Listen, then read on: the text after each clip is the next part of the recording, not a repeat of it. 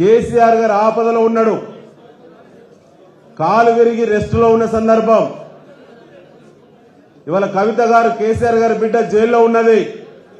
కేసీఆర్ గారి పైన అనేక కుట్రలు జరుగుతూ ఉన్నాయి. నిన్నటి దాకా ఉప ముఖ్యమంత్రి పదవి, ఎమ్మెల్సీ, ఎంపీ, ఎమ్మెల్యే అన్ని చేసి కూడా ఇవాళ వాళ్ళ కూతురికి టికెట్ ఖాయం చేసిన తర్వాత ఇలాంటి సమావేశము హరీష్ రావు గారి యొక్క నేతృత్వంలో సమావేశం కూడా నిర్ణయించిన తర్వాత ఎన్నికల ఇన్ఛార్జీలుగా అందరినీ ఎన్నికల ఇన్ఛార్జీలుగా వేసిన తర్వాత సమన్వయ సమావేశాలు అయిన తర్వాత ఆయనకు రావాల్సిన మంచో చెడో అర్థమైందా? మంచో చెడో అంటే అర్థమైందా? అన్ని ఏర్పాట్లు చేసిన తర్వాత మోసం చేసిన ఏమంటామో ఒక్కసారి మీరందరూ అర్థం చేసుకోవాలి. నా జీవితంలో 32 సంవత్సరాల రాజకీయ అనుభవం ఉన్నది. విద్యార్థి దశ నుంచి ప్రజా జీవితంలో బతికినా, కానీ ఇంత మోసకారి వ్యక్తిని నా జీవితంలో నేను చూడలేదు.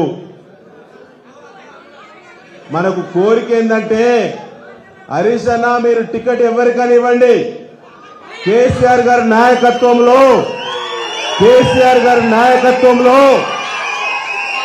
కడియం రాజకీయ సన్యాసం ఈ పార్లమెంట్ ఎన్నికలతో తీసుకునే బాధ్యత మాది అని చెప్పి సందర్భంగా మీకు ప్రమాణం చేసి చెప్పదలుచుకున్నాం.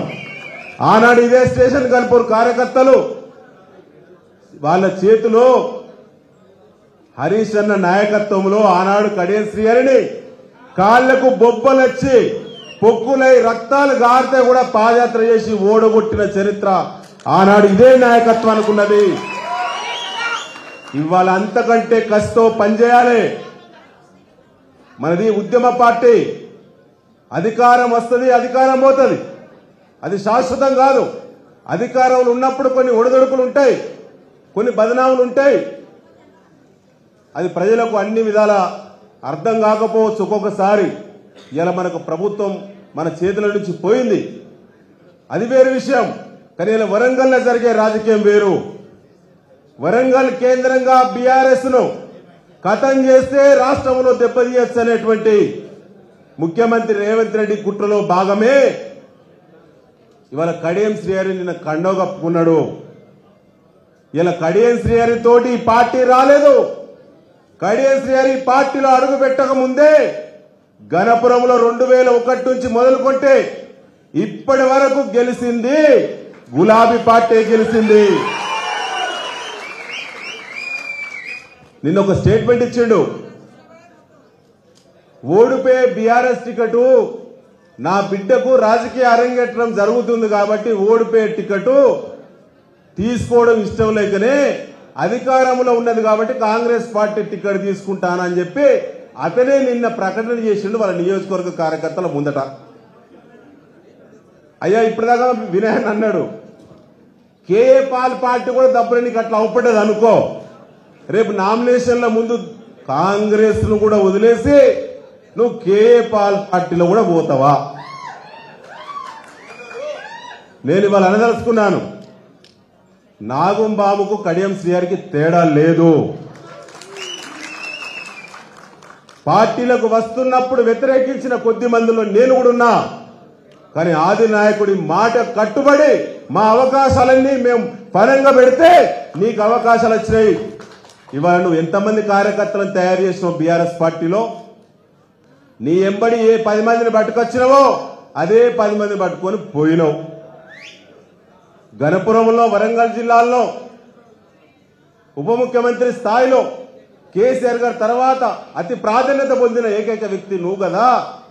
గతంలో పొందిన వాళ్ళపైన కుట్రలు చేసి నువ్వు చేసిన డ్రామాలు అందరికీ తెలుసు. కానీ 75 ఏళ్ల వయసు, కొత్త తరానికి యువతరానికి ఏ మెసేజ్ ఇస్తున్నావు కడియం శ్రీహరి గారు?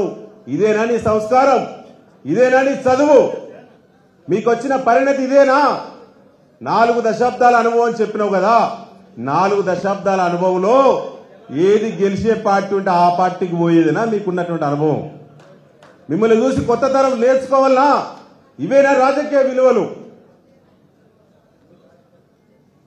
ఊకే అనేవాడు పార్టీలో ఏది పడుతుంది. ఎవరిని పడితే వారినే వయసులో పెద్దవాడని ఓపిక పడితే చిట్ట చివరికి ఆపదలు ఉన్నప్పుడు వదిలిపెట్టి పోయినావు కదా. ఆనాడు అన్నాడన్నా ఉప ముఖ్యమంత్రి అయినాక సన్మాన సభ పెట్టామన్నా నేనే నా అధ్యక్షతన కేసీఆర్ గారు చెప్తే ఇప్పటివరకు నేను ఎక్కడ చెప్పలేదు.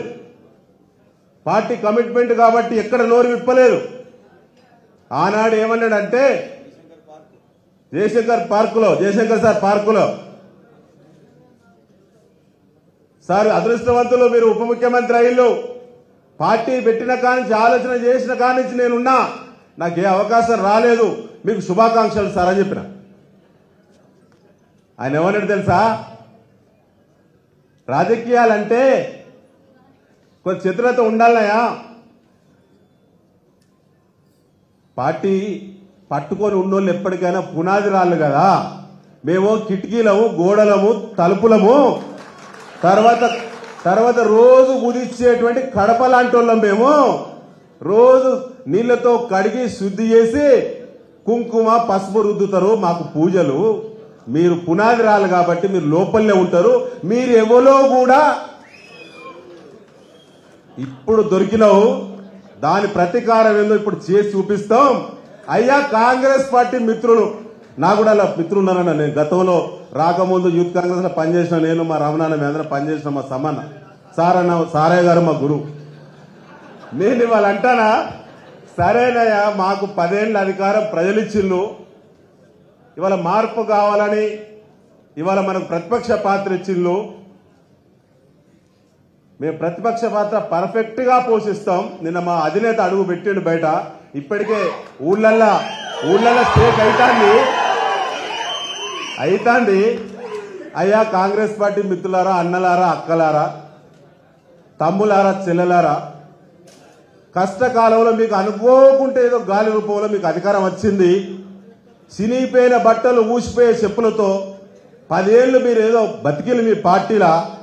మా కడియం శ్రీహరి లాంటి వాళ్ళు మీ దగ్గరికి వచ్చిన తర్వాత మాకే గతి పట్టిందో, మేము ఎట్లయితే పునాది రాళ్ళమైనమో మీరు కూడా పునాది రాళ్ళు అవుతారు. ఈ జిల్లాలో కడియం శ్రీహరి గెలిస్తే, కడియం శ్రీహరి గాని ఆయన బిడ్డ గాని గెలిస్తే మీరు కూడా పునాది రాళ్ళు అవుతారు. ఇప్పటి వరకు కాంగ్రెస్ లో ఉన్న వాళ్ళు, నేను ఛాలెంజ్ చెప్తున్నాను. నాయకత్వం పార్టీ ఎదుగుదల అనేది నాయకుని గుణాన్ని బట్టి ఉంటుంది. నాయకుడు అంటే తండ్రి పాత్ర తల్లి పాత్ర పోషించాలి. జెండా మోసిన కార్యకర్తలు పునాది రాళ్ళంటావా? కాంగ్రెస్ పార్టీలు కొంత చైతన్యవంతం అయిన వరంగల్ 3-4 రోజులు బట్టి బ్రహ్మాండంగా ఊళ్ళల్లా నిరసన చేస్తాలా లేదా? ఆ చైతన్యం కూడా మన పార్టీ కల్పించింది. ఇప్పుడు డెఫినెట్ గా ఇవాళ మొన్నటి వరకు కాంగ్రెస్ ఉన్న వాళ్ళు కూడా ఏమి ఉండదు. మాకు పట్టిన గతి మీకు పట్టద్దంటే ఇలాంటి పరప్రకాశులను చిత్తుగా ఓడించండి. ఓడిస్తేనే రాజకీయ విలువలకు ఓరుగల్లు పెట్టిన కోటగా పేరొందాలంటే వరంగల్ మేధావులు, విద్యావేత్తలు, జర్నలిస్టులు, కవులు, కళాకారులు, ప్రజా సంఘాలు ఆనాడు ఉద్యమ కాలంలో కూడా వరంగల్ ప్రత్యేక రాష్ట్ర ఉద్యమంలో నంబర్ 1 స్థానాన్ని అప్పుడు ఎట్లయితే తీసుకోగలిగినామో ఇవాళ ఆ చైతన్యం మళ్లీ మనం కూడగట్టుకుంటేనే ఓరుగల్లు పౌరుషం ఏందో ఇలాంటి మరి నక్కజిత్తుల రాజకీయ నాయకులకు బుద్ధి చెప్పాలంటే ఖచ్చితంగా ప్రజలందరూ ఏకం కావడం సిద్ధంగా ఉన్నారు. బీఆర్ఎస్ శ్రేణులు కూడా అటువైపు ఆలోచించి పార్టీ గెలుపులో మీరందరూ కీలకంగా పనిచేయాలని చెప్పి చేతులు జోడించి విజ్ఞప్తి చేస్తూ అందరికీ మరొకసారి నమస్కారం. Thank you.